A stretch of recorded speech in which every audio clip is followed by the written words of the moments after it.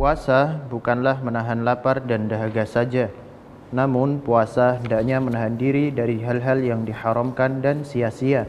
Jika tidak demikian, puasa seseorang jadi tidak ada nilainya. Yang didapati bisa jadi hanya lapar dan dahaga saja. Sebagaimana Nabi Shallallahu Alaihi Wasallam bersabda, betapa banyak orang yang berpuasa namun dia tidak mendapatkan dari puasanya tersebut melainkan hanya rasa lapar dan dahaga. Berikut adalah beberapa amalan yang sudah sepatutnya dihindari oleh setiap orang yang menjalankan puasa. Yang pertama, berkata dusta.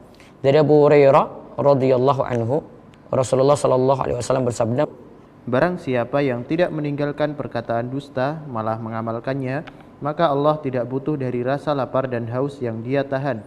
Kemudian Asyuti mengatakan, yang dilarang dalam hadis ini adalah az-zur, yaitu dusta dan menfitnah atau buhtan. Sedangkan maksud mengamalkannya adalah melakukan perbuatan keji dan setiap apa yang Allah larang yang merupakan konsekuensi dari berkata dusta.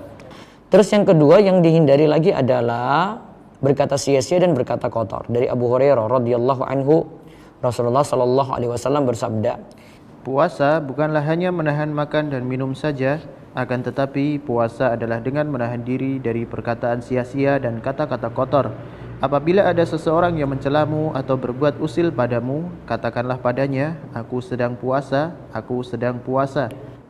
Juga yang dihindari adalah maksiat secara umum. Ya, maksiat secara umum yang ini bukan pembatal, maka tidak akan dikatakan batal puasanya, tapi mengurangi pahala puasa. Perhatikanlah petuah yang sangat bagus dari Ibnu Rajab Al-Hambali berikut.